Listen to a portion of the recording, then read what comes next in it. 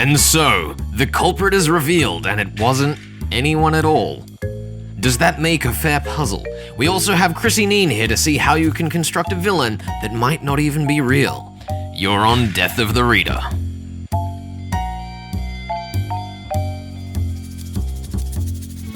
You're listening to 2SCR on 107.3. This is Flex and Hertz bringing you Death of the Reader, your murder mystery world tour. We're on the third and final episode, talking about 3 Tats by Ronald Knox. The killer's been revealed, and we're going to talk about them. Oh, I think you mean, Hertz, we're going to talk about how right I was. Oh, boy. I mean, you're not wrong. I wasn't wrong. I was not wrong in the slightest. You were pretty on the money, which is, maybe we'll see how you do in the future, but that's right. You get 1 victory up on this, you get 1 point. Yep. We're keeping score, are we? I guess one so. To me, one to me. You get 1 flex buck. I will say, though, I do have to concede, I wasn't a big fan of Pulteney for a lot of the story. What? But, oh my goodness, did he carry it through to the finish line. He is actually my favorite character, except maybe Angela. I mean, jury's still out on that one. Yeah, it's definitely a close call on best performance between Angela and Pulteney, but Pulteney in the final section, which we're talking about today, which is from chapters 18 to the end. Yeah.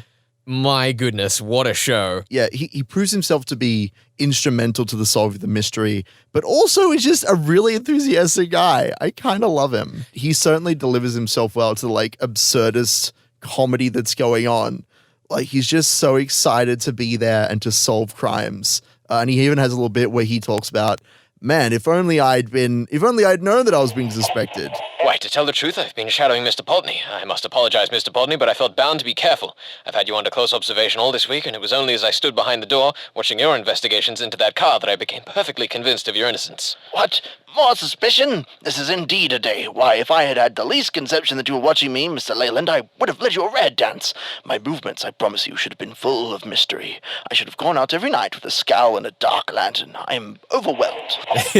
It's one of the best moments in the whole book, where he's just like, what do you mean? I could have been playing this up so much more. Yeah. I could have had so much more fun with this little game of ours, he says, as he puts away his fishing hook. His plans, later on, which I should say, I'm going to formally apologize to Pulteney for trying to put him in the role of the killer, because clearly he's just a stand-up guy trying to get a bit of fishing done. I mean, I feel like he would have enjoyed knowing that you suspected him that much, right? Of course, you should have told him is the problem. This is the thing. Unfortunately, we don't quite have the technology to be able to tell someone in a murder mystery when you suspect them. We're getting there, though. That's the next evolution. It is. The one thing that I really wanted to talk about coming into today, because this is the end, right? We've reached the solutions. If anything's unsaid today, it's just not worth talking about. Dubious at best, but the way that the solutions are laid out is super, super fantastic in this story. It was such an emotional roller coaster going from Leyland's to Mottrum's to Bredden's, where I was like, oh, I was so wrong. Oh, I was even more wrong too. Oh my God, I was completely right. Yeah, the structure, the way that they lay out, the catching of the killer, or, not catching as the case turns out to be, and then the 3 different solutions that the novel presents. I think that's really cool. I don't think I've read a murder mystery that does anything quite like that. And getting that big hurrah at the end of, actually, I have solved it all by myself. I figured it out. It was all because one of my patience cards flew underneath the building. Yeah, it was a little bit of a moment where I was like, maybe some of the audience would feel a bit cheated by this. The whole roller coaster of the varying solutions between the different detectives and Mottram himself, especially once we got to Mottrum's, because you'd assume that Mottram would know what was going on, especially when he concluded that he was going to die. Yeah, except that he totally didn't. He totally did not. That's the fun part, isn't it? That's why that's why we have our story without a moral, because, Mottram had this whole thing set up. He was going to fake a suicide to test the bishop, and then he died anyway. Yeah, I was really happy that it did come down to that whole exploration of their morals. It was something that was brought up in the middle section, and I really liked it the way the story introduced that and then actually continued to use it as a theme right up to the end. For sure. Where it was a test of the bishop's morals. Yeah, although the bishop wasn't really on screen for very much of the book, so there's maybe a bit of like question there of whether he really was tested, I suppose, but I think one of the things with a story like a murder mystery where you're meant to be kind of engaged with what's going on in the puzzle, that's totally okay because then in that circumstance, the person being challenged is you. I suppose so. Like, there's a lot of stories you could read over it and go like, oh yeah, that's the moral lesson they're trying to teach. But because they're trying to get you to engage and solve the puzzle, you become the one who those questions are asked to. For sure, for sure. And something else that kind of springs to mind, there's a bit of a strange scene when the characters they're trying to chase Pulteney down. They end up in the gorge, and Brinkman, he kind of breaks out into a full run. There's this almost action-like sequence. I really would love to see the film version of that because, a lot of murder mystery stories, it's very controlled, very calm camera movements as we follow the detective. But, when we get to those moments where suddenly there's an action break, you just want like Paul Greengrass from the Bourne series just in there with his shaky cam and big punches. Yeah. I mean, I can imagine the moment when Brinky jumps up to grab the envelope and the lightning strikes and there's like the strings playing in the background. It was so over the top. It'd be amazing. Yeah. It'd be an amazing moment, like da da da da da da da da da. Yeah. And the other thing I really liked about that is, again, that was another example of something that could have felt really out of place but was very neatly executed. We kind of built up this big tension of suspicion for so long, and then that was our payoff for it. Yeah. And I think that scene kind of carried that momentum really well and stuck the landing because that's a big problem with building tension. You gotta stick the landing. For sure. Yeah. Well, it was a really great moment for me reading through when I read through the first time. And I don't remember who it is, but the man in charge of the garage is like, I hope you don't mind, but during your investigation, I just need to take the car out about 20 minutes before you're expecting that your suspect will show up at the garage. I'm going to meet a man. I won't tell you what his name is or what the purpose is. I'm just going to go meet him at the station. Don't worry about it. And they're like, yeah, go for it. That's fine. We don't expect that Brinkman will be that person. He's coming to the garage, right? Despite the fact he knows he's being followed. It was a great moment to kind of have that revelation of, they're going to get in trouble there. But it was really good, though. I didn't feel like it was cheated. And in the end, we kind of hope that Brinkman gets away. Yeah. He was just an honest man, just trying to fake a suicide. I think the other thing that was particularly fun seeing played out towards the latter section of the book was the relationship between the barmaid and Simmons. I love that. That was like my favorite part. Look, not favorite characters, but one of my favorite things was that the solution to, what's happening with the cigarette brand? Why is that just always there? Who is listening in on all our conversations? It was the servants. The servants are listening at the keyhole. And they even have a little joke at the end when they talk about, well, what do we do with the barmaid now? Well, I guess you'll probably get a lot of money from selling all Mottram stuff.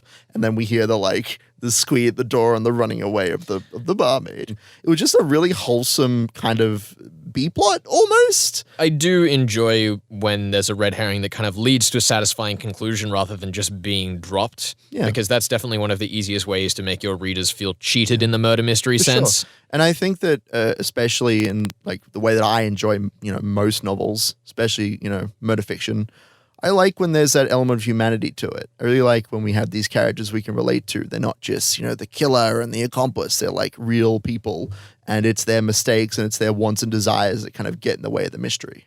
As we addressed earlier on, one of the things with detectives is that as they kind of got further into their own series, it became less of a human thing and more just a how big of a puzzle can I solve? And, obviously this is still the start of Breden's series, but having that human element is definitely one of the things that will kind of make or break detective fiction for me. This is really the thing that really holds this novel together, is that the detective has a much less presence than most detective fiction, but this ensemble cast. And it's the first novel, right? This is the first novel that Knox has written with Breden and with these other supporting characters, but he really brings it together in a really great way. He really brings it together? He brings it together. I'm just disappointed I didn't think of that. He really Pulteney's it together. Yeah. Anyway. Yeah. It kind of will be unfortunate, if anything, going to the next Miles Breden novel and not having this rich cast. Well, you really hope that he can construct a similar strong plethora of characters. Yeah, I mean, that's the question, right? That we'll have to check out if we check out the next book or the next couple books, like which characters will make an occurrence, which characters get cameos, that sort of thing. I think that the way that he's structured this group, I could see Pulteney coming back and saying, "Hey, it's so crazy. You went to Brazil to solve a murder mystery. Well, I came here for vacation to go fishing." Just the whole cast rocks up just completely out of context. That'd be fantastic. And they're all wearing Hawaiian t-shirts, and that's it. That's all that I want. That's the kind of story I would love to have. Would be perfect. Pultneft. Nah, it doesn't work. All right, up next on Death of the Reader, we have Krissy Kneen, who is in town for the Sydney Writers' Festival, to talk a little bit about villains' villainous forces and how to make them say more than what's just on the page.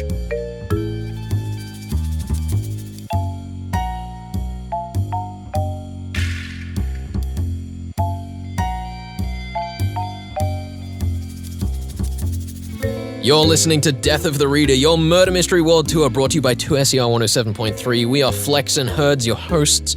Joining us today, we have respected author Krissy Kneen, panelist on the Sydney Writers' Festival and writer of Wintering, about the spooky monster-filled wilds of Tasmania, to talk about making monsters. How are you today, Krissy? I'm good. How are you?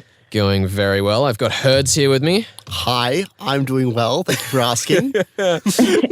We're very polite for people talking about monsters. Yeah. It's the fun of it, isn't it? If you can't sit down and have a cup of tea with your monsters, then what are you doing, really? Exactly. So the first thing we wanted to talk about was Wintering. We understand there's a little bit of mystery involved, which of course is our ballpark. Could you tell us a little bit about that? Yes, Wintering's a mystery about a woman who's living in the deep south of Tasmania. She's not a local. She's there doing her PhD. And then one day her long-term partner, who is a local, disappears, and she has no idea what's happened to him. His car is found on a very remote road. The door opens and nothing, is heard from him. And as she tries to figure out what happened to him, she discovers that she didn't know everything about him in the first place. She'd been living with him for 8 years, but had no idea that he had a whole lot of other things going on in his life. So I guess my question is, how do you decide how much information to kind of feed the reader as they go along? Because obviously you start off with this, this core mystery of the were-tigers and lost partners. How do you decide how kind of consistently and how quickly to feed that information to your reader? What's that process like? Oh, that's the hardest bit of this book. It's actually the balance between the magic and the science. It was the hardest thing to kind of get right in this book, and how to kind of, how to drip feed information to keep the reader wanting to turn the page and wanting to read on, but also without turning off a reader who likes the mystery in life. So, the readers of horror genre, but also without turning off the readers who don't like to read about the mysteries in life, who like to everything to be boxed neatly into kind of scientific packages. So I wanted to play this line where, depending on what type of a reader you are telling a different story to yourself in your head. So the idea that it starts very much rooted in reality, and in the idea that this woman is just missing her partner, and she's going on a bit of a hunt to ask locals if they know anything about him and this secret life she discovers. And then this kind of the elements of mystery are sort of fed in by this group of women, which she calls the coven of women. So the coven kind of feed these ideas, and that happens sort of slowly as the book emerges. So when you sit down and write antagonists like this, they're kind of compelling and underhanded and not really as out in the open as the, face value of the story is. How do you keep those characters compelling, and kind of what's your process for building those villains while they're more or less behind the scenes? It has to hook me in. I think that really my process is a little bit haphazard in that I have to want to learn about them as a writer, and so for me it's about keeping the story going for me in my head. So I was never really exactly sure where this was going to end as I was writing. And, if I got bored of a particular line of inquiry, then the audience is definitely going to get bored. So for me, it was about keeping the ideas alive in my head, making sure that there was the possibility that my antagonist could be a good guy at any point. He might turn out to be not such a beast as we're kind of led to believe. So that kind of the balance, between making him scary but also keeping the idea that maybe he's not so scary alive was the trick that I was playing with my own head, I suppose. So yeah, it was quite. I'm not one of those people who sits down and makes spreadsheets and charts and tries to make everything scientific, I suppose. I'm not one of those people who likes to kind of block everything out before I start. And I really have so much respect for writers who do that. But for me, I've got a very short attention span, and so I need to be engaged. I need to sit down every day at my desk and not know exactly where the book is going to go. It needs to engage me. So that's my process, really. Yeah, that's always such a fascinating topic when it comes to mystery, in particular, the idea of whether the author discovered it along with the audience, more or less, or whether they planned it out on ahead. And I think that there's definitely a brilliant organic nature that comes from the author discovering what they're writing as they do so. Yeah, it's actually it's the only way that I can work is that kind of organic way. I've tried to plot things out, and I just get too bored, and it feels too prescriptive when I'm writing it. It feels like I'm just colouring by numbers. So for me, I have to challenge myself and surprise myself. And with this book in particular, it was kind of flip-flopping right until the very final edit. Like I kept going back and just teasing out that balance between the supernatural and the scientific, and it changed, right up until the very day I delivered it. So it was a really interesting process to kind of make sure that I had both those elements evenly balanced, and I didn't want a reader to kind of feel like I'd come in prescribing the way they needed to read this book. I wanted the reader to be very, very active in the rolling out of the story, and I wanted the book to be a different book depending on who you were as a reader, so that it actually looks different depending on your background and your belief system. Yeah, and this novel has a strong focus on, life partners going missing, and there's this coven of witches, it sounds like, that exists, sort of forming a community out in the forest, if I'm understanding correctly. How important is it, or I guess, how central to the novel are these relationships and really laying out these relationships and making them feel like they're real and they existed? That's really important to me. Like I wanted, in a way, I was in that landscape and in that environment, and I was also seeing some of the local people who were incredibly capable. There was a woman living right down in the southernmost part of Tasmania who was still fishing in her 90s, and I was putting out the boat with my dad down there while I was down there, and it's pretty full on work. And when I heard about this woman who was had been living there all her life without power, without town water, just a generator and, tanks. And here she is in her 90s still fishing and feeding herself. It gave me a real sense of what I was lacking and what the city people were kind of lacking compared to the local people. And it gave me this sense of the different strengths that the different women had. So and I wanted to kind of look at that relationship between a woman who has all this kind of intellectual strength. She has her strength. She's also, my main character, Jessica, is also, she grew up in this strange environment. So when she kind of encounters these women who've been living on the land and off the land for so long, she kind of sees that this could be a future for herself too. So I really wanted to show that the relationships between her and the other women in the town particularly, and also her relationships to the other men in town, because, there are some guys who just are not particularly woke, I suppose, in that area, and not particular feminists in that area, and who treat her in a particular way. But there are also others in the community who are incredibly generous and lovely and understanding and treat her just like another human being. So those relationships, I really wanted to make sure that they were real and true, and living in that place and actually interacting with the people around me gave me, I suppose, the palette for all those characters. So I suppose I wanted to ask, you are part of the Making Monsters panel. I wanted to know if you have one piece of advice or observation maybe when it comes to making a villain relevant and compelling, and not just a mustache-twirling schemer. Yeah, Well, I think that firstly, I think that the thing that the one piece of advice is that it's all a metaphor. That, you know, I think horror is always a metaphor for something in the real world.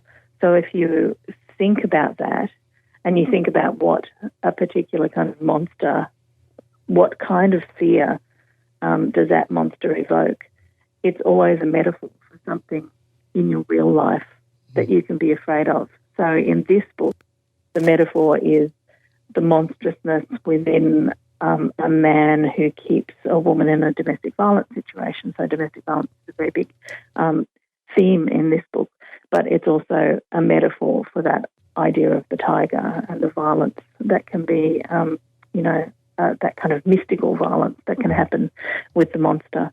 So I think just keep in your head, it can be a metaphor, even if you have a monster that is a real life, fanged beast. What is that a metaphor for? What is the fear of that? And how does that translate into the real world? That's my advice. Awesome. Well, thank you very much for coming on the show, Krissy. It was lovely to speak to you. That was so much fun. Thank you very much. You're listening to Death of the Reader, your Murder Mystery World Tour on 2SER 107.3. I'm Flex. I'm Hertz. And that was Krissy Kneen teaching us how a good monster is made. Check out her novel The Wintering for a spooky good time.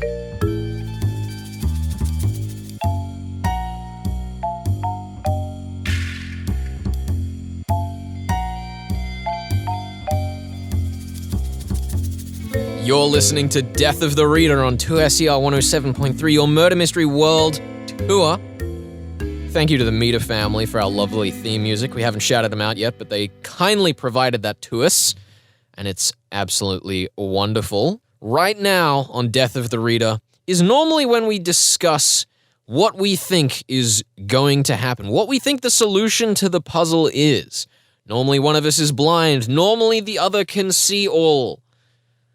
But this time, we both see all because we've reached the end of the 3 taps. It's true. It's kind of sad, really, as much as I enjoyed our back and forth. Me arguing for the old man with the fishing hooks. You arguing for the man with the keys and the money and the motivation and everything that made sense. Everything that made sense.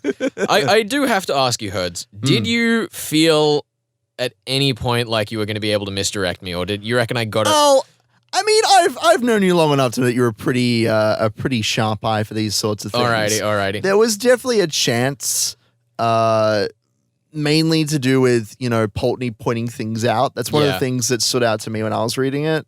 How, like, he keeps saying, oh, this clue, like, there's the flies for fishing, but they're not the right ones. Like, he's the person who is always pointing out clues. So he could very easily be, misdirecting the reader. But clearly he's just being a little detective of his own. I think the thing that was very interesting to me about that scene in particular was that when he points out the flies for fishing, it's also mentioned that, like, every man in his heart believes he could be a good detective. Yeah. And even though I know that not to be true, I still just have to try my best. Well, that's why when I was pitching the second episode, when I was trying to, like, misdirect you, I said, oh, well, maybe Brinkman is trying to catch Pulteney, but it was the other way around, wasn't it? Yeah. And I think that that's kind of one of the definite strong suits of this story is that our main 2 suspects are both kind of going after each other in one way or another. And it's those kind of parallels that I think made this puzzle very fair. The way that even the kind of logical correlations between certain character aspects reflected how you could read the final solution. Sure. Like, especially when we got to the first meeting of the bishop and the bishop saying that, like, half jokingly he was saying that he was going to donate all of his money to the church. And, sometimes when you say things half jokingly, it's to gauge someone's reaction, right? For sure. And that ended up being what Mottram's motivation was. He had this whole big test that he was trying to put the bishop through, even though it didn't quite go according to plan. It still ended up testing him in the end anyway.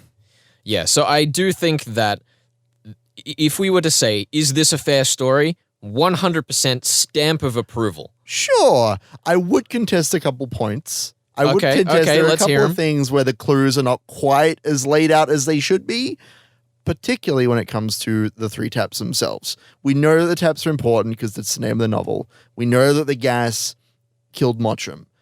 But the, description of the taps and how they're laid out is not, I don't know if it's just that it's not it's not laid out well or it's just incredibly boring to read. But it did not occur to me for a second that you could, for example, turn off a tap without leaving a fingerprint because it was just, it's just whatever. We don't care about leaving fingerprints on taps in a murder mystery, because that's like a big part of that mystery is, how did the tap get turned off? If there are no fingerprints, there just weren't any fingerprints is the answer, which is very silly.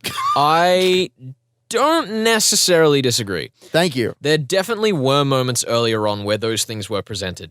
I will completely agree that the description of the taps themselves is just like...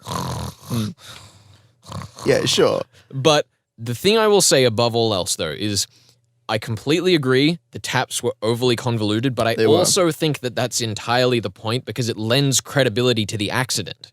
I suppose so. I just don't like it. I don't think it's a particularly clean kind of puzzle. When I'm looking for a murder weapon, I'm not looking for like, a dart that shoots through the vent and it's, activated by a hair trigger. You're not looking through a fishing hook through a window from a two-story ladder. As much fun as that is to imagine, I'm not looking for a trap X. And that's one of Knox's commandments. It is indeed. No hitherto undiscovered poisons may be used, which is fine, nor any appliance which will need a long scientific explanation at the end. You might argue we're kind of pushing the limits of that here. I can definitely sympathize with that. Like, as I said, I don't disagree with the fact that this is kind of the least cleanly executed part of the puzzle, but I still don't think that dissuades my opinion from it being fair. Sure. I don't think you need to understand that, tap A was turned on, tap B was turned off, tap C was turned on to understand the puzzle. You just need to know the taps were complicated. The stiff one only had a print on one side,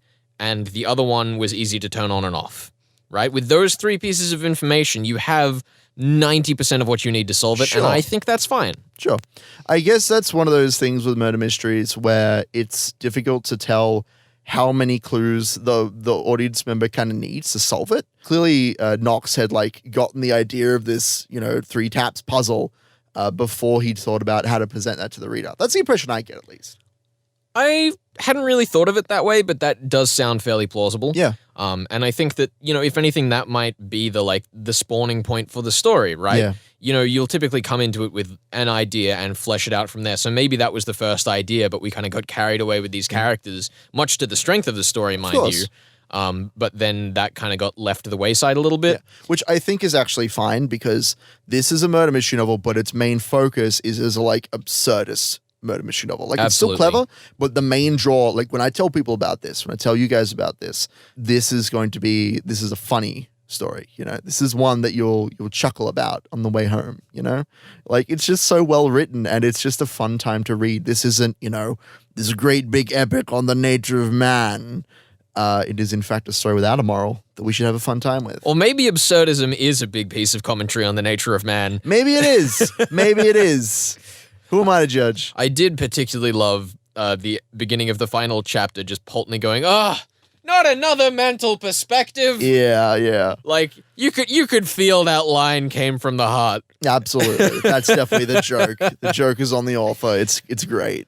I definitely think this is a good beginner story. I think you could have a really good time with it and just not worry about solving things. Give it your best shot because that's how they're designed. But I feel like you would be totally fine just giving it a go. And then maybe moving on to some of Knox's other novels. Yeah, I think the other thing that particularly stood out to me in that regard was that it's an absurdist story, and we said in the first episode discussing the 3 taps that it felt very timeless in the way that it was written. And I think that that's something that has really lent my heart to this story. I had a really good time just enjoying it. I basically breezed through it once and then was like, oh, right, I'm meant to be solving this. And then had to go back and reread the chapters over and over again to get it. Yeah. And, I think to some extent that's the way that murder mysteries should be, because the rereading of it and the discovering of how the puzzle was laid out before you without you even realizing it is one of the best parts of the genre. And this story does a fantastic job of laying it out in a way that you'll enjoy going back over. And that's what I'm really looking forward to doing. Well, thank you for joining us on Death of the Reader here on 2SER 107.3. Wait. Flex. What? What novel are we doing next week? Oh, right. You're going to tell us that. Next week. It's your turn. It is. Yeah. Next week, Herds, I challenge you to the Floating Admiral by the Detection Club. I accept. You only have to contend with chapters 1 to 4 for now, Herds. But it's a tough cookie. Sounds amazing. Let's do it. See you then.